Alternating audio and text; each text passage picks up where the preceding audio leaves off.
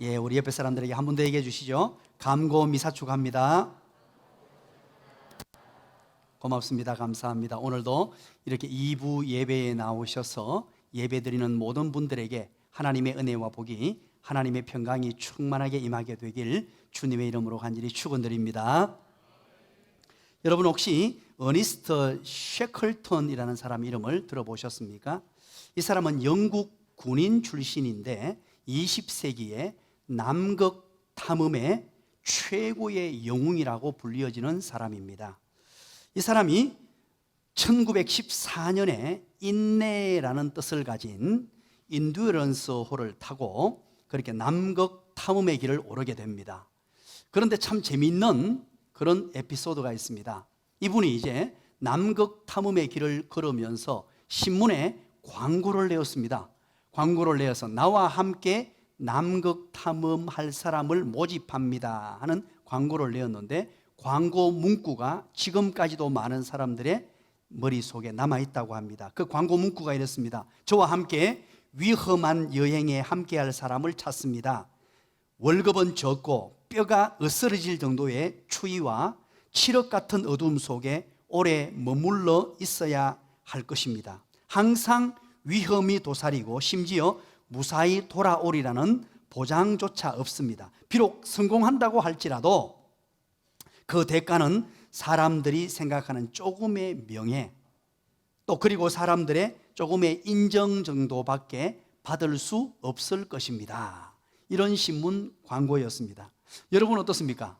만약에 여러분이 이런 신문 광고를 본다면 여기에 참여하고 싶겠습니까?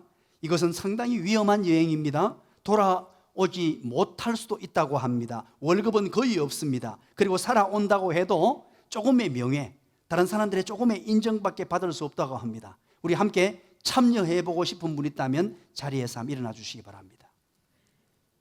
아무도 못 일어나시겠죠? 자, 그런데 이때 당시에 놀라운 것은 이 광고를 보고 신청서를 낸 사람들이 5천 명이 넘었다는 것입니다. 엄청나게 많은 사람들이 이 신청서를 내었고, 그 중에 심사를 거친 이후에 26명의 대원을 뽑았다고 합니다. 대장까지 포함해서 27명이 되고요, 그리고 몰래 들어온 밀항자까지 합치니까 28명이 항해를 했다고 합니다. 남극 탐험을 항해했고, 그리고 멋지게 성취했으며 그때 당시에 하나의 이슈가 되었다고 하죠. 성공적인 항해였다는 것입니다.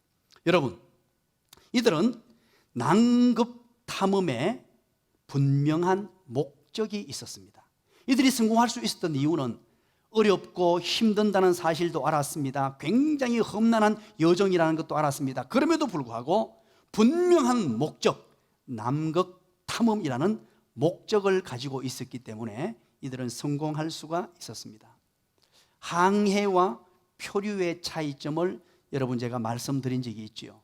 여러분, 항해는 무엇이며 표류는 무엇입니까?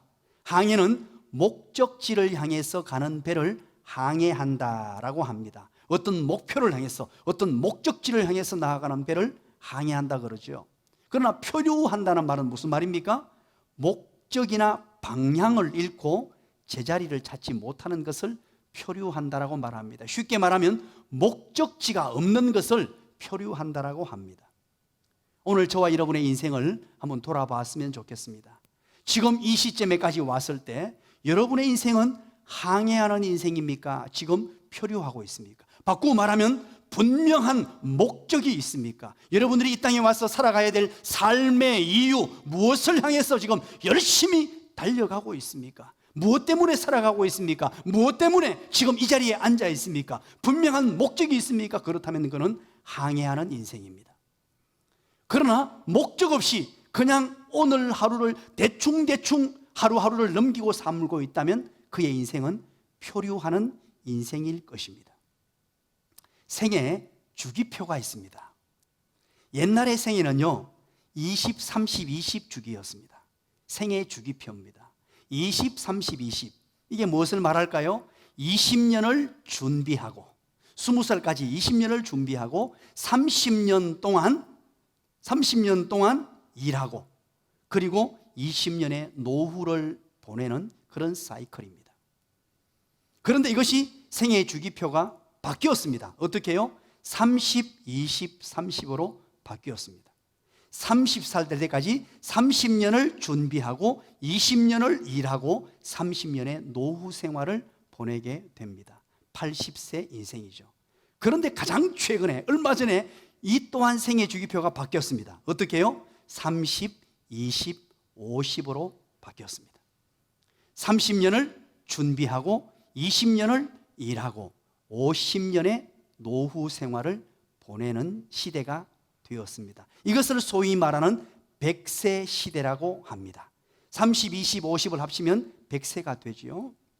참으로 오늘날 이 100세 시대, 100세까지 사는데 수많은 문제가 있습니다. 이 인생을 살아가면서 우리의 인생은 항해하는 인생을 살아가고 있는가, 아니면 표류하는 인생 속에 머물러 있는가 하는 것입니다. 우리는 어쩌면 남극 탐험보다도 더 드라마틱하고 결코 쉽지 않은 이 믿음 여행을 지금 하고 있습니다. 이 인생을 살아가고 있습니다. 100세 인생을 지금 살아가고 있습니다. 어떻게 하면 하나님께서 원하시는 바대로의 멋진 인생, 하나님이 소원하시는 인생, 하나님이 계획하시는 인생대로 멋지게 이 100년 동안 살아갈 수 있을까요?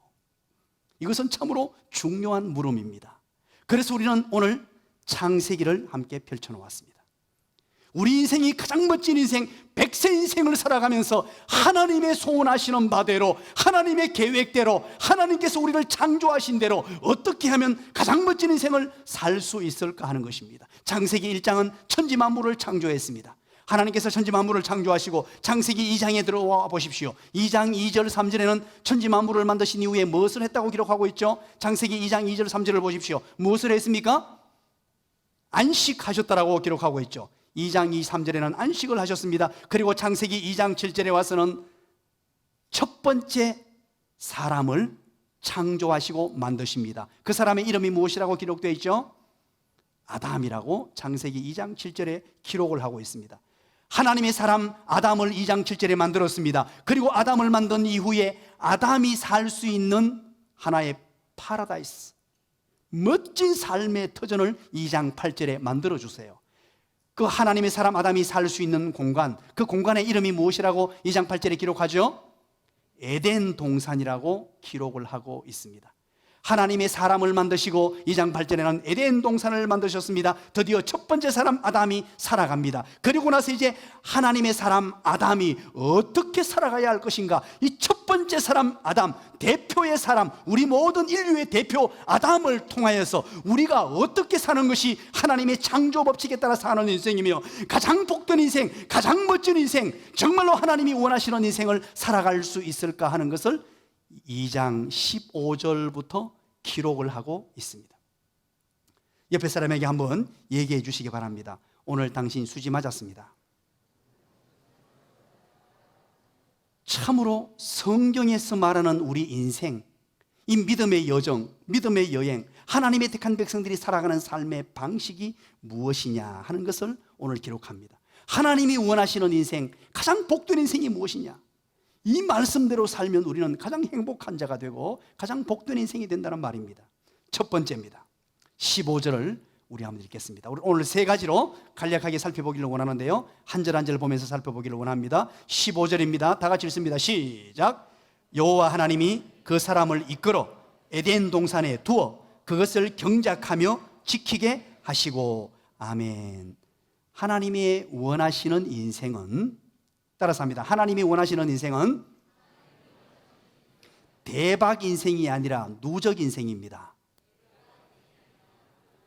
하나님이 원하시는 인생은 대박 같은 꿈을 꾸고 대박을 누리고 일확천금을 누리는 인생이 아니라 누적되는 인생, 하루하루 최선을 다해서 결과물을 내어놓는 인생, 바꾸어 말하면 주어진 일에 최선을 다하는 삶을 사는 것을 원하고 계신다는 것입니다. 오늘 하루하루를 보내면서 오늘 하루, 이 하루, 1시간, 10분, 1분, 1초 이것까지도 소중히 여기면서 내게 주어진 인생, 내게 주어진 삶을 최선을 다해 살아가는 삶을 하나님이 원하신다는 것입니다. 오늘 15절을 찬찬히 한번 볼까요? 15절 이렇게 말합니다. 여호와 하나님이 그 사람을 어떻게 했다고요? 이끌어라고 말합니다. 그 사람은 누굽니까? 아담이죠. 아담을 창조한 이후에 에덴 동산으로 이끌었다라는 말인데, 이 이끌어라는 말은 라카흐라는 히브리어입니다. 라카흐. 이것은 택하다, 인도하다, 영접하다 등으로 번역되는 단어입니다. 그렇다면 여러분 보십시오. 하나님께서 대초에 하나님의 형상대로 창조하신 아담을 너무 많이 사랑하셔서 선택했다. 이끌다는 말은 라카흐, 선택하다, 택하다는 말이에요. 그를 선택해서 어디로? 에덴 동산으로 인도했다 하는 것입니다. 그의 삶의 터전인 에덴 동산으로, 에덴 동산을 선물로 주시면서 그를 이끌었다는 것입니다. 그러면서 보십시오. 에덴 동산에 두어 그것을 경작하며 지키게 하시고 라고 말합니다. 그것이 무엇입니까? 에덴 동산이에요. 에덴 동산을 뭐 한다고요? 경작하며 지키게 하시고. 이 본문을 읽을 때 궁금함이 생겨야 됩니다. 목사님, 아니 에덴 동산은 완벽한 곳인데, 에덴 동산은 모든 것을 갖춘 완벽한 행복 동산인데, 아니 그곳에서 무엇을 경작하며 무엇을 지키죠? 하나님께서 에덴 동산을 만들었을 때는 파라다이스로 만들었습니다. 천군 천사가 지키는 곳입니다. 때로는 화영금을 동원해서라도 하나님의 사람들을 지켜주는 곳입니다. 하나님께서 보호해 주시는 곳입니다. 하나님이 함께 하시는 곳입니다. 그럼에도 불구하고 여기에서 무엇을 경작하며 무엇을 지키라고 하는 거죠? 이런 의문이 들어야 정상입니다. 하나님이 창조하신 에덴 동산, 하나님이 만드신 에덴 동산, 그런데 그곳에서 경작하며 지키는 삶을 살아라고 말합니다. 이 말씀은 이런 뜻입니다. 조금 어려울 수 있는데 한번 깊이 묵상해 보시기 바랍니다. 하나님의 은혜와 인간의 최선이 동시에 들어있는 단어입니다. 이 무슨 말입니까? 에덴 동산이라는 것 자체가 하나님의 은혜입니다.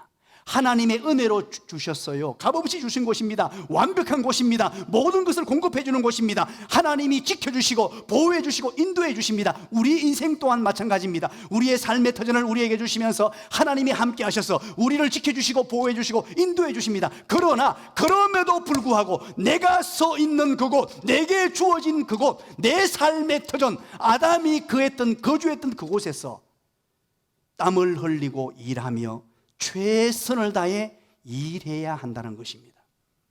사람으로 창조된 모든 사람은 주어진 곳에서 경작하며 지키는 일을 감당해야 됩니다. 우리의 삶 가운데 하나님의 은혜로 에덴 동산이 주어졌습니다. 하나님의 지키심이 있습니다. 하나님의 돌보심이 있습니다. 하나님의 공급함이 있습니다. 하나님이 주시는 모든 은혜를 공급받습니다. 그럼에도 불구하고 하나님의 은혜와 더불어 인간의 최선을 하나님이 요구하고 계시는 것입니다. 우리 삶 가운데서 주어진 삶에 최선을 다하라는 것입니다. 내게 주어진 삶의 터전, 내 가정, 내 직장, 내가 어디서 무엇을 하든지 최선을 다해서 일하는 삶을 사는 것이 가장 행복한 삶이요 복된 삶입니다. 많은 사람들은 놀고 먹는 것이 좋은 줄 압니다. 놀고 먹으면 좋을 것 같아요. 여러분 평생을 일하다가 퇴직을 한번 해보십시오. 좋은가? 물론 좋죠. 좋은 것도 잠시 다시 일하고 싶어요. 별로 감동도 없고 은혜도 없고 기쁨도 없고. 여러분 한번 놀아보세요. 집에 가서 얼마나 놀 수 있는지. 여러분 코로나19 때문에 놀아보셨어요? 놀아보니까 어떻습니까? 이게요, 제가 3주 전에 설교 말씀에 프로테지를 말씀드렸죠. 가정에 이게 폭력이요 4배로 늘어났대. 4배로. 안 놀라는데 다시 한번 할게요. 놀면 좋은 것 같은데 그게 아니란 말이에요. 왜냐니까 하나님이 만들어 놓은 법칙이 경작하며 지키는 일을 하도록 만들어 놓았어요. 여기서 경작하다라는 말은 아바드라는 히브리어를 씁니다. 아바드. 이 단어는 1차적으로 일하다라는 의미예요. 그런가 하면 일하다보다 더 깊은 뜻이 있는데 봉사하다, 심지어 시중들다. 심지어 어떤 뜻인 줄 압니까? 예배하다라는 뜻을 가진 단어예요. 참으로 무궁무진한 단어죠. 바로 경작하다라는 말은 우리의 삶의 터전에서 내게 주어진 일에 최선을 다하며 일하고 심지어 봉사하는 마음으로 머슴처럼 시중드는 마음으로 주어진 삶에 최선을 다하라는 거예요. 그 삶이 어떤 삶이냐? 바로 예배하는 삶이라는 말이에요. 우리의 삶의 하나하나가 전부 예배하는 삶이 되어야 된단 말이에요. 하나님께 예배하는 마음으로 우리의 삶의 터전에서 살아야 한다는 말이에요. 여러분 직장 생활에서 예배하는 예배자가 되시기를 간절히 축원합니다. 그러므로 형제들아, 내가 너희를 구원하노니, 뭐라 그럽니까? 내가 너희를 구원하노니 너희 몸을 하나님이 기뻐하시는 거룩한 산 제사로 드리라. 이는 너희에 드릴 영적 예배니라. 삶의 예배, 영적 예배, 바로 우리의 모든 삶이 예배라고 얘기해요. 우리는 예배하는 마음을 가지고 그렇게 살아야 합니다. 예배하는 심령을 가지고 살아야 합니다. 인생을 대박이나 바라는 대박 인생을 꿈꾸지 마세요. 그거 전부 헛수고 가짜입니다. 대박이 터진다고 여러분 복된 줄 아십니까? 그거 아니에요. 인생이 망가지는 지름길입니다. 대박 인생이 아니라 하루하루 최선을 다해서 살아가는 누적 인생이 되시기를 주님의 이름으로 간절히 축원합니다. 하나님께서 우리를 만들어 놓으시면서 우리의 삶의 터전에서 내게 주신 받은 달란트대로 하나하나 하루하루 한 달 한 달 최선을 다해 사는 것을 하나님이 원하신다는 것입니다. 여러분 가정에서도 마찬가지입니다. 최선을 다해서 하루하루를 그렇게 살아가셔야 됩니다. 여러분 오늘 본문을 보시면서 꼭 기억하셔야 될 게 있습니다. 신앙생활을 한다고 해서 가정을 내팽개치고 직장을 소홀하게 여기는 사람, 이것은 신앙관이 잘못된 거예요. 신앙이 좋은 사람은 어떻게 살아야 됩니까? 가정에서 인정받아야 돼요. 우리 남편분들 아내에게 존경받아야 돼요. 원장로님 그 소리를 아멘 했습니다. 역시 훌륭한 장로님이세요. 여러분 신앙생활 한다는 것이 무엇인 줄 아십니까? 그리스도인으로 산다는 것은 가정에서 아내에게 존경받고 자식들에게 존경받아야 돼요. 그런데 세월이 흐르고 세월이 흐를수록 아내가 싫어하고 자식들이 얼굴 보기를 싫어한다면 그거 잘못 사신 거예요. 그럼 남편은 그렇다 치고 아내는요, 아내도 남편에게 존경을 받아야 돼요. 자식들에게 존경을 받아야 돼요. 세월이 흐르면 흐를수록 깊은 관계가 되면 될수록 남편들이 아내를 보면서 여보, 나는 당신을 존경하오. 왜 이렇게 감동이 없을까요, 오늘은? 이게 진정한 그리스도인의 모습이란 말이에요. 그게 내 삶에서 최선을 다한 사람의 열매라는 말입니다. 자식들이 세월이 흘러서 이제 아버지 어머니의 모습을 보고 자랐습니다. 보고 난 뒤에 우리 아버지 제일 존경해, 우리 아버지 최고야, 우리 엄마 최고야, 제일 존경해, 이 소리를 들을 수 있는 자가 그리스도인이란 말이에요. 그게 바로 하나님의 창조 법칙이고 하나님의 원하시는 삶의 원칙이란 말이에요. 우리가 이 땅을 살면서 내 삶에 주어진 삶에 최선을 다해 하루하루를 열심히 살고 한 달을 열심히 살게 되면 가정에서 존경받습니다. 회사에서도 마찬가지입니다. 직장에서도 마찬가지입니다. 직장에 있는 사람들로부터 존경받고 인정을 받는 사람이 되어야 그가 진정한 그리스도인이다. 그래서 삶은요, 대박 같은 인생이 없습니다. 그거 속지 마십시오. 누가 유혹하거든 그거 다 물리십시오. 그거 아니에요. 누적되는 인생입니다. 주어진 일에 최선을 다해서 하루하루. 그래서 1만 시간의 법칙이 있잖아요. 1만 시간의 법칙. 그게 어디서 나왔습니까? 무엇이든 1만 시간을 하게 되면 그 분야의 전문가가 된다는 뜻이에요. 1만 시간을 투자하면 같은 일을 계속해서 1만 번 하게 되면 그 분야의 전문가가 된다. 왜? 하루에 별것 아닌 일을 계속 반복하지만 아무것도 아닌 것 같지만 계속해서 할 경우에 그 분야의 최고의 전문가가 되고 인정받고 칭송을 받으며 하나님께 영광 올려드리는 삶이 된다는 것입니다. 오늘 여기서 경작하고 지키라 그러죠. 지키라라는 말은 샤마르라는 단어예요. 이것은 지킨다, 보존한다, 더 깊은 뜻은 감사한다라는 뜻도 이 단어 속에 있습니다. 여러분 보십시오. 우리의 삶의 터전에서 주어진 삶의 현장에서 열심을 다해서 우리가 아바드 한단 말이에요. 아바드, 시중을 들고 봉사하고 예배하는 마음으로, 그러면서 샤마르, 감사하면서 그 일을 감당하면 우리의 삶이 지켜질 뿐만 아니라 아름다운 열매를 주렁주렁 맺는 삶이 주어진다는 것입니다. 여러분 따라서 합니다. 지금의 행복은 잘 보낸 시간의 보상이다. 지금의 행복은 잘 보낸 시간의 보상이다. 지금의 불행은 잘못 보낸 시간의 보복이다. 여러분 꼭 기억하십시오. 여러분 지금 행복하십니까? 그렇다면 지난 세월을 잘 살았다는 것입니다. 하루하루에 최선을 다해서 주어진 일을 가벼이 여기지 않고 정말로 신실하게 충성스럽게 잘 살아왔다는 증거입니다. 지금 불행하십니까? 그렇다면 과거를 돌아보십시오. 과거에 내가 나를 보복하고 있는 것입니다. 그렇다면 우리는 지금 이 순간부터라도 100세 인생을 살게 되는데 지금 이 순간부터라도 주어진 일에 최선을 다하는 어떤 대박 같은 인생 꿈꾸는 어리석은 인생 되지 말고 하루하루의 삶을 소중히 여기며 주어진 삶에 별것 아닌 것 같고 보잘것없어 보이는 일에 최선을 다해 충성스럽게 살아가는, 회사에서 인정받고 자녀들에게 인정받고 남편에게 아내에게 인정받고 주변의 모든 인간관계 속에 인정받는 사람으로 그렇게 세워지는 저와 여러분의 삶이 되시기를 주님의 이름으로 간절히 축원합니다. 두 번째입니다. 두 번째는 바로 16절 17절 말씀입니다. 한마디로 말씀드리면 여러분 한번 따라서 합니다. 하나님께서 원하시는 인생은 하나님의 말씀을 나침판으로 삼아야 한다. 자, 오늘 우리 먼저 16절을 한번 읽어보겠습니다. 16절 시작. 여호와 하나님이 그 사람에게 명하여 이르시되 동산 각종 나무의 열매는 네가 임으로 먹되. 자, 16절 뭐라 시작합니까? 여호와 하나님이 그 사람에게 명하여 이르시되. 자, 에덴 동산을 하나님이 은혜로 주셨습니다. 그리고 인간의 최선, 하나님의 은혜와 인간의 최선을 만나게 하셨어요. 그것이 바로 경작하고 지키게 하라는 최선을 다해 삶을 살라고 합니다. 그러고 나서 하나님의 말씀이 주어져요. 바로 하나님의 말씀을 우리에게 인생의 나침판으로 주었다는 뜻이에요. 제가 인생에서 정말로 중요하게 여기는 두 가지가 있습니다. 여러분 기억하십니까? 이것만 있으면 그 사람은 어디에 갖다 놓아도 승리하는 인생, 성공적인 인생이 된다라고 제가 몇 번 말씀드렸죠. 두 가지가 뭡니까? 패션, 센스입니다. PS입니다. 패션, 열정입니다. 열정을 가진 자가 되어야 돼요. 어떤 일을 할 때 대충 하는 게 아니에요.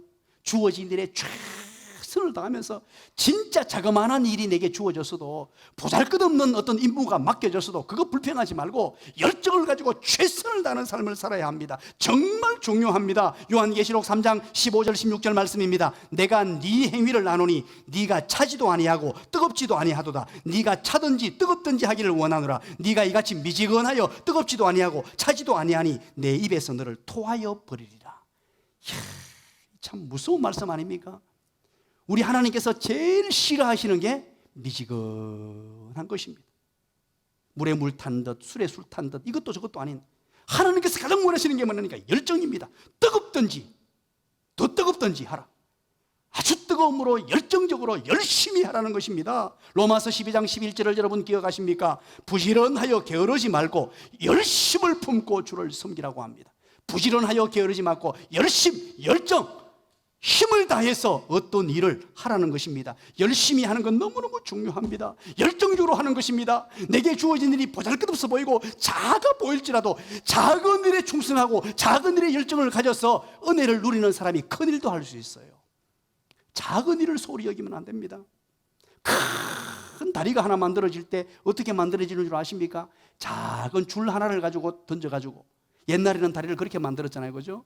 연을 날려가지고 작은 줄을 저 너머에 넘겨가지고 그 줄, 아주 얇은 줄 가지고 다리가 처음 시작돼요.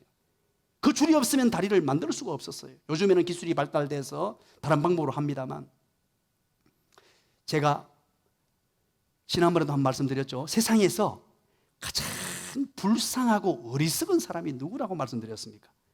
세상에서 가장 불쌍하고 어리석은 사람, 첫 번째 누구죠? 시작. 무로 시작합니다. 식으로 마칩니다. 시작.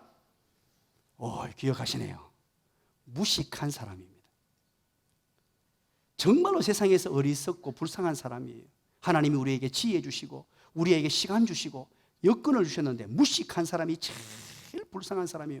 그런데 두 번째, 더 불쌍한 사람이 있습니다. 무식한데 소신까지 있는 사람이에요. 무식한데 소신은 가지고요 막 가슴에 뜨거움을 가지고 그렇단 말이에요. 그런데 더 불쌍한 사람이 있어요. 무식한데 소신까지 있고 열정까지 있는 사람이에요. 이런 사람은 막을 방법이 없어요. 이럴 때 우리는 뭐라고 얘기하느냐? 벽을 보고 얘기한다 그래요. 그래서 여러분, 센스가 필요한 것입니다. 열정만을 가지게 되면요, 엉뚱한 방향으로 흘러가서 자기는 열정을 가지고 산다고 하는데 다른 사람을 다 망치게 되고 엉뚱한 방향으로 몰고 갈 수 있어요. 그래서 센스가 필요합니다. 센스는 우리말로 어떻게 번역할 수 있겠습니까? 흔히들 감각, 흔히 눈치 그러죠. 그 센스죠. 그런가 하면 이 센스는 바로 분별력, 판단력입니다. 분별력과 판단력을 가질 수 있는 열정과 센스, 이 두 가지를 가져야 돼요. 미련 곰탱이 같은 인생이 되면 안 됩니다. 그래서 센스를 가지고 하나님의 뜻을 잘 발견하고 판단하고 분별할 수 있어야 됩니다. 아주 하나님의 뜻을 제대로 알아야 됩니다. 센스가 있어야 돼요. 지도자의 뜻을 제대로 알아야 됩니다. 여러분, 그거 중요한 거예요. 회사에서 회사의 리더의 뜻을 모르면 그 사람은 망하는 거예요. 교회에서 교회 지도자의 마음을 읽어내지 못하면 얼마나 어리석은 인생입니까? 교회 지도자는 지금 우리가 힘을 합쳐서 손에 손을 맞잡고 저기 서울로 가자고 하는데 자기는 열정을 가졌다고 부산으로 달려가면 이 얼마나 불쌍한 인생이에요. 그래서 센스를 갖추어야 됩니다. 여러분, 센스와 열정을 가지고 달려갑니다. 달려가는데 무엇을 향하여? 바로 목표, 분명한 목표점, 이것을 우리는 비전과 사명이라고 합니다. 비전과 사명입니다. 분명한 목표가 정해져야 돼요. 센스와 열정을 가지고 갈 때 열심히 달려갑니다. 센스를 가지고 있습니다. 열정이 있습니다. 무엇을? 어떻게? 바로 목표물을 향해서. 따라서 합니다. 속도보다 방향입니다. 제가 워낙 많이 강조해서 여러분 이제 다 귀에 따까리가 앉았죠. 방향이 너무너무 중요합니다. 민수기를 보면요, 6월절 번제를 드릴 때, 6월절에 번제를 드릴 때 어떻게 드릴 것이냐 하는데 민수기 28장 24절에 이렇게 기록합니다. 이 순서대로 이렇게 기록해 놨어요. 자, 기억하십시오. 6월절 번제를 드릴 때 이 순서대로, 그리고 나팔절에 제사를 드릴 때, 나팔절에 제사를 드릴 때 민수기 29장 6절입니다. 그게 뭐라고 기록되냐면 그 규례를 따라, 그 규례를 따라. 그리고 장막절에 제사와 제물을 드릴 때 어떻게 해야 되느냐? 민수기 29장 27절, 30절, 33절, 30절에 보면 규례대로, 규례대로. 참 중요합니다. 우리 하나님의 택한 백성들이 열정과 센스를 가지고 달려가는데 어떻게? 그 규례대로, 하나님의 말씀대로, 하나님의 말씀이 말씀하시는 대로. 그게 바로 16절, 17절입니다. 16절에 뭐라 그럽니까? 여호와 하나님이 그 사람에게 명하여 이르시되 라고 말씀하셨습니다. 하나님께서 그 사람에게 나아가야 될 방향을 제시했습니다. 에덴 동산에는 하나님의 은혜가 임했습니다. 인간의 최선이라는 경작을 명하시고 지킴을 명하셨어요. 하나님의 은혜와 인간의 최선이 만났습니다. 그리고 나서 거기에서 어떻게 갈 것이냐? 바로 그 사람에게 명하여 이르시되 나아가야 될 방향, 하나님의 백성이 살아야 될 삶의 가치, 기준, 하나님의 말씀으로 말씀해 주시는 줄 믿으시기를 간절히 축원합니다. 이것이 바로 하나님의 말씀이 나의 나침판이 되어야 하는 것입니다. 하나님의 말씀을 나침판으로 삼고 하나님의 말씀이 명하시는 대로 살아가야 하는 것입니다. 에덴 동산을 만드시고 하나님께서 에덴 동산으로 인도하셨습니다. 하나님의 은혜가 주어졌습니다. 하나님의 놀라운 은혜가 아담에게 주어졌어요. 그리고 인간의 최선의 삶을 살 것을 명하시고 난 이후에 그럼 어떤 방향으로 최선을 다해 살 것이냐? 바로 하나님의 비전이요 우리의 사명, 하나님의 꿈을 나의 비전으로 삼고 하나님이 주신 사명을 내 인생의 최고의 목적으로 삼고 살아가라는 것입니다. 우리가 여행을 해보면요, 여행을 해보면 참으로 아는 길도 뭐가 필요합니까? 가이드북이 필요하죠.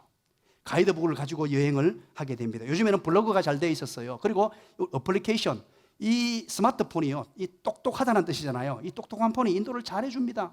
그러나 여러분, 이전에 가보지 못했던 정말 초행길을 걸을 때 반드시 필요한 게 나침판입니다.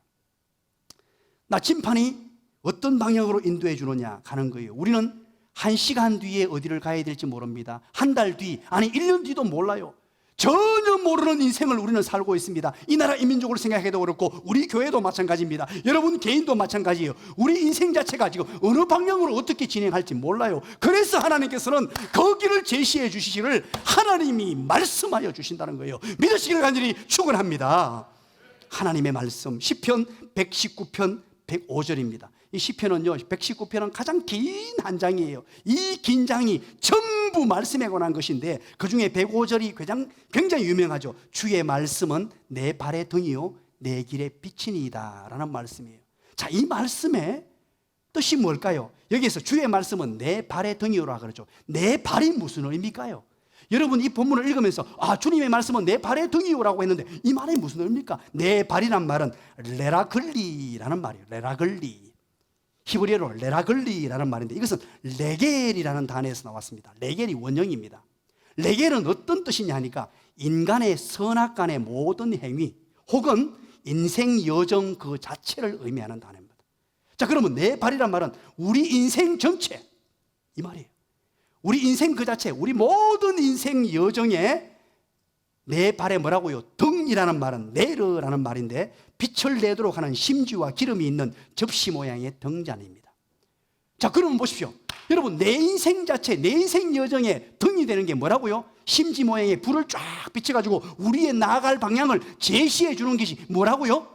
주의 말씀이잖아요. 주의 말씀이 내 인생 자체, 내 발이란 말은 내 인생 자체에 나아가게 만들어주는 방향, 빛, 어떤 방향으로 어떻게 나아가야 될지 우리에게 제시해 주고 있다는 말입니다. 바꾸어 말하면 인생의 나침판이라는 뜻이에요.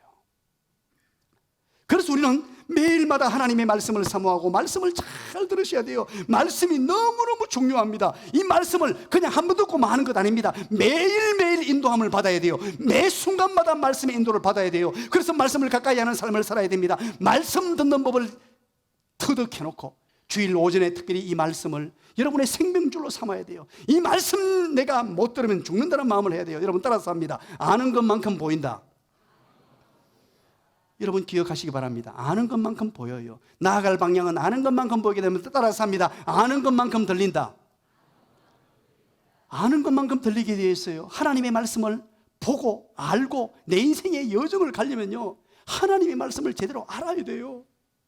우리 교역자가 있는 이유가 무엇입니까? 목사가 왜 있습니까? 여러분들에게 말씀을 알게 하려고. 왜냐하니까 아는 것만큼 보이기 때문에, 아는 것만큼 들리기 때문에 풍요한 인생, 멋진 인생, 나침판이 되어서 내 인생을 멋지게 항해하려면 제대로 알아야 되기 때문에, 그래서 하나님께서 여러분들에게 선물을 보내주셨습니다. 여러분들에게 누구를 보내주셨습니까? 오랜만에 한번 할게요. 하나님 말씀을 바르게 알도록. 그래서 목회자는, 목사는 죽을 돈 살 돈 모르고 하나님 말씀을 연구하고 또 연구하고 또 보고 또 연구하고 성도들을 옳은 길로 인도하게 하기 위해서. 아는 것만큼 보입니다. 여러분 아는 것만큼 들립니다. 때로는 설교가 안 들리는 분이 있죠. 왜 그럴까요? 몰라서 안 들려요. 우리 교인들은 그런 분이 없습니다만. 자, 거기에서 마지막 한 가지. 아는 것만큼, 따라서 합니다. 아는 것만큼 행하자. 기억하십시오. 아는 것만큼 보입니다. 아는 것만큼 들립니다. 그래서 우리는 아는 것만큼 행하는 자가 되어야 합니다. 자, 그러면서 여러분 보십시오. 16절, 17절. 그 뒤에 그 사람에게 명하여 이르시되, 하나님이 말씀하셨습니다. 하나님의 말씀이 나침판에 되어 가르쳐 주셨습니다. 그리고 동산 각종 나무의 열매는 네가 임으로 먹으라 그러죠. 16절에 그죠? 그리고 17절 한번 보시죠. 다 같이 읽겠습니다. 시작. 선악을 알게 하는 나무의 열매는 먹지 말라. 네가 먹는 날에는 반드시 죽으리라 하시니라. 이게 바로 그 유명한 선악과 얘기 아닙니까? 이 유명한 선악과 얘기를 왜 하고 계십니까? 바로 여기에서 선악과 나무를 따먹지 말라고 말씀해요. 인생의 나침판을 제시하는데, 나아갈 방향을 제시하는데 선악과를 따먹지 말래요. 자, 그러면 여러분 이거 본문을 가지고 오해를 합니다. 선악과 그러니까 사람들이 선악과가 그 나무가 많이 있는데, 에덴 동산에 수많은 나무가 있는데 선악과는 무슨 황금으로 지어가지고 버쩍버쩍 빛나고 다른 나무들하고 확연하게 구분되고 다른 나무들은 참 비슷비슷 말아가지고 쓰러지는데 이 나무만 뭔가 큰 나무로 빛가번쩍한 나무인 줄 알아요. 아닙니다 여러분. 똑같은 나무예요. 에덴 동산에 있는 똑같은 나무 한 그루를 지시하시면서 하나님이 명명하시고 그 나무에 의미를 부여하셨어요. 이것은 선악을 알게 하는 나무다. 네하고 내하고 약속하자. 이 나무를 따먹지 말라. 그것은 뭐냐? 네가 나를 하나님으로 인정하는 것으로 인정해 줄게. 네가 하나님을 따르고 하나님을 신뢰하며 하나님의 통치를 받으며 하나님의 다스림을 받으며 하나님의 인도를 받으며 하나님의 말씀에 순종하는 사람으로 인정해 줄게. 이것은 네와 나와의 언약이요 약속이다. 이것만 지키면 너의 삶은 평탄할 것이다. 바로 이것은 바로 하나님의 약속이었고, 이것을 순종하고 지킬 때 하나님은 하나님을 신뢰하는 것으로, 하나님을 인정하는 것으로, 그래서 하나님의 다스림을 받겠다는 뜻으로 받았다는 것이에요. 이해가 되십니까? 나무가 신비한 것이 아니고 그 의미가 중요해요. 바로 하나님의 다스림을 받는 삶, 하나님께 순종하는 것이 하나님을 인정하는 삶, 하나님 되심을 인정하고 하나님의 하나님 되심을 알고 하나님 그분을 존귀히 여기며 따르겠다, 하나님의 다스림을 받겠다는데, 반대로 그것을 따먹는 순간에는 하나님을 하나님처럼 인정하지 않고 하나님의 다스림을 받지 않겠다는 얘기입니다. 하나님의 주인 되심을 인정하지 않겠다는 것이에요. 그래서 우리의 삶의 원칙과 법칙은 무엇입니까? 바로 하나님을 하나님처럼 인정하고 하나님의 통치를 받으며 하나님의 다스림을 받는 삶을 이야기하는 것입니다. 마지막 세 번째입니다. 18절입니다. 우리 다 같이 한번 읽어볼까요? 다 같이 읽습니다. 시작. 여호와 하나님이 이르시되 사람이 혼자 사는 것이 좋지 아니하니 내가 그를 위하여 돕는 배필을 지으리라 하시니라. 아멘. 여러분 따라서 합니다. 하나님께서 함께 하시는 인생은 동력자와 함께 해야 합니다. 동력자입니다. 오늘 본문의 18절, 이제 여러분 보십시오. 에덴 동산을 만들고 아담을 거기에 거주하게 만드셨습니다. 에덴 동산에서 여러분 경작하고 지키게 하시며 최선을 다하게 하시고 하나님의 은혜와 인간의 최선을 만나게 하시고 이제 하나님의 백성이 살아가야 될 삶의 방식, 이 나침판이 되는 하나님의 말씀을 보여주셨어요. 그러면서 이 100세 인생, 머나먼 인생 여정, 믿음의 인생을 걸어가는 이 100년 넘는 인생을 살아갈 때에 홀로 가기는 너무나 어렵고 힘든다는 것입니다. 그래서 돕는 배필을 하나님께서 만들어 주셨습니다. 혼자 사는 것이 좋지 아니하니 내가 돕는 배필을 주겠다. 그래서 18절부터 25절까지는 바로 그 내용입니다. 돕는 배필을 주시는데, 특별히 23절을 우리 한번 읽어볼까요? 23절 다 같이 읽어봅니다. 시작. 아담이 이르되 이는 내 뼈 중에 뼈요 살 중에 살이라. 이것을 남자에게서 취하여 선적 여자라 부르리라 하니라. 아멘. 자, 여기에 중요한 내용이 있습니다. 하나님께서 아담을 먼저 만드시고 아담의 갈비뼈를 떼서 이제 여자 하와를 만들었습니다. 그리고 하와와 함께 살도록 만들었는데 아담이 하와에게 프로포즈를 하도록 만들었어요. 그 프로포즈의 방식이 뭐냐? 생애 첫 번째 프로포즈가 이것입니다. 이는 내 뼈 중에 뼈요 살 중에 살이라. 우리 남자 청년들 따라서 합니다. 시작. 이는 내 뼈 중에 뼈요 살 중에 살이라. 알아들으시기 바랍니다. 이제 우리 청년들 아내감을 만나면은 남들은 다 못 알아들어도 여러분들은 알아듣고 반응하시기 바랍니다. 세창아, 이는 내 뼈 중에 뼈요 내 살 중에 살이라. 이게 프로포즈였습니다. 성경 최초의 프로포즈였고 예수 믿는 사람들만 아는 가장 멋진, 오늘 이 본문을 읽었던 사람만 기억하고 있는 가장 멋진 프로포즈입니다. 그래서 이 프로포즈를 했을 때 혹시 자매들이 못 알아들으면 결혼하지 마세요. 자, 여러분 보세요. 그런데 돕는 배필의 1차적인 의미가 무엇이냐 하면 바로 배우자를 의미합니다. 1차적으로 배우자를 하나님께서 허락하셨습니다. 여러분, 그래서 우리 인생 여정, 우리 인생을 걸어가는데 믿음 여행을 합니다. 100여 년의 삶을 살아갑니다. 최고로 중요한 게 바로 이 배우자예요. 이 배우자가요, 무엇보다 정말 중요한 것. 독처하는 것이, 홀로 외로이 사는 것이 너무나 안타까워서 하나님이 배우자를 만들어 주셔서 함께 손에 손을 맞잡고 동행하도록 만들어 놓은 거예요. 그래서 배우자를 위해서 기도 많이 하셔야 돼요. 우리 청년들 이거 그냥 대충 하면 안 돼요. 목숨 걸고 기도해야 돼요. 때로는 금식하면서 배우자를 위해서 기도해야 됩니다. 배우자를 잘못 만나느냐 잘 만나느냐에 따라서 인생의 향방이 결정납니다. 이건 정말로 중요합니다. 우리 인생이 항해하는 인생이 되느냐 표류하는 인생이 되느냐 결정이 나버려요. 배우자를 위해서 많이 기도하셔야 돼요. 우리 부모님들 자식들을 위해서 기도할 때 반드시 배우자를 위해서 기도하십시오.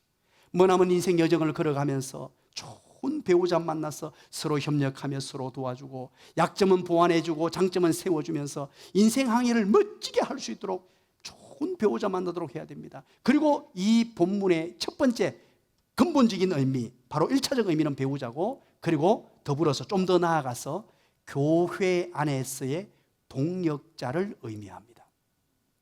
함께 할 자가 있어야 된다는 것입니다. 믿음의 여행을 동역자들이 함께하는 것입니다. 같은 곳을 바라보면서 같은 뜻을 가지고 손에 손을 맞잡고 갈 수 있는 신앙의 친구들입니다. 이 여정이 어렵고 힘들길이라도 함께 손에 손을 맞잡고 달려가는 것입니다. 영국의 한 광고 회사가 큰 상금을 내걸고 퀴즈 문제를 내었습니다. 문제는 북쪽 스코틀랜드 에든버러에서 남쪽 런던까지 가장 빨리 갈 수 있는 방법이 무엇인가요? 하는 문제였습니다. 엄청난 상금과 함께 이 문제를 내었어요. 그랬더니만 전국에서 많은 사람들이 답을 응모했습니다. 그 중에는요, 어떤 사람들은 비행기를, 기차를, 버스를, 승용차를, 이런 차 종류를 사람을 타고 다니는 것을 얘기하는 사람이 있고, 어떤 사람들은요 길을 얘기해서 고속도로를 거쳐서 새길로, 어떤 새길로 자기만의 아는 특별한 길을 글로 만들고 지도를 만들어 가지고 쫙 펼치면서 수많은 사람들이 응모를 했습니다. 심사관들이 그 모든 것들을 하나하나 읽어나가고 드디어 결과를 발표했는데 1등입니다. 엄청난 상금과 함께 1등을 발표했는데, 영국의 북쪽 스코틀랜드 에든버러에서 남쪽 런던까지 가장 빨리 가는 방법은 사랑하는 사람과 함께 간다. 그게 바로 1등이었어요. 이것은 물리적인 것이 아니고 참으로 멋진 대답이죠. 자, 저는요, 사랑하는 사람과 함께 간다.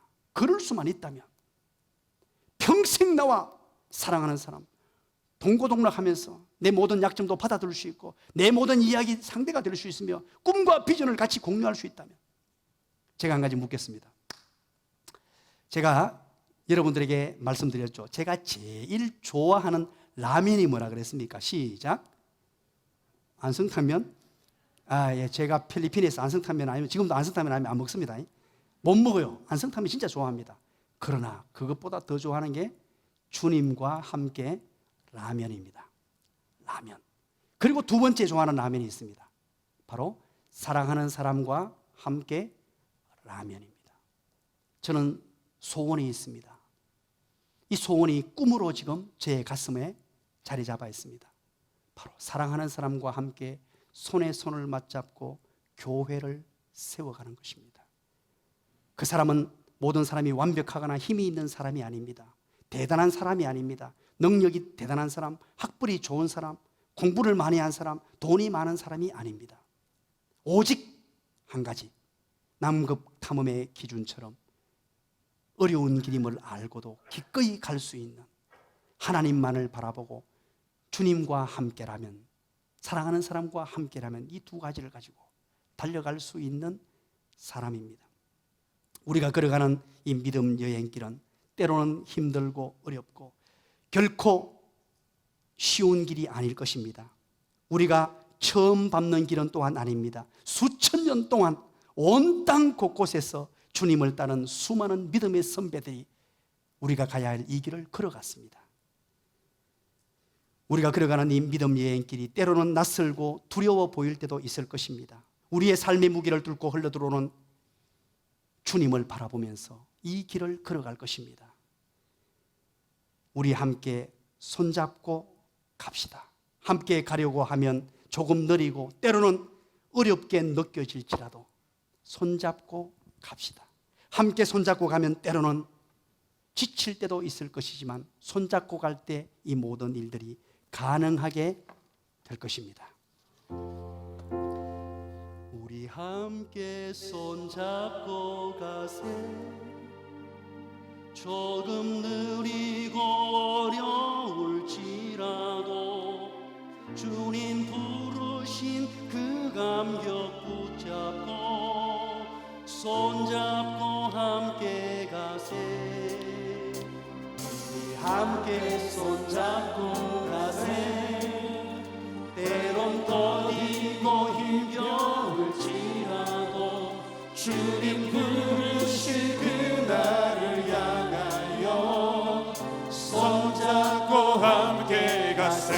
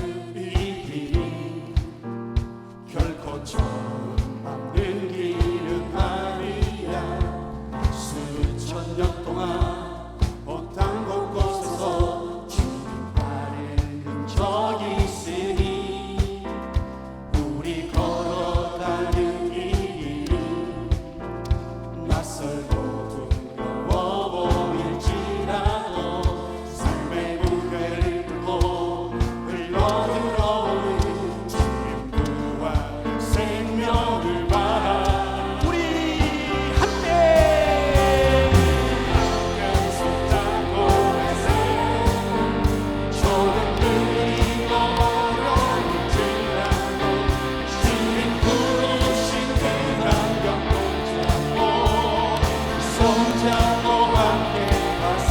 우리 함께 손잡고 가세. 때론 떨리고 힘겨울지라도 주님 부르실 그날을 향하여 손잡고 함께 가세. 걸어가는 이 길, 우리 걸어가는 이 길이 결코 처음 밟는 길은 아니야. 수천 년 동안 온 땅 곳곳에서 주님 따르는 적 있으니 우리 걸어가는 우리 걸어가는 이 길이 낯설고 두려워 보일지라도 삶의 무게를 두고 흘러들어오는 부활의 생명을 우리 함께 손잡고 갑시다. 손잡고 가세. 조금 느리고 어려울지라도 주님 부르신 그 환경 붙잡고 손잡고 함께 가세. 우리 함께 함께 손잡고 가세. 때론 떨리고 힘겨울지라도 주님 부르신 그날을 향하여 손잡고 우리 함께 손잡고 가세. 조금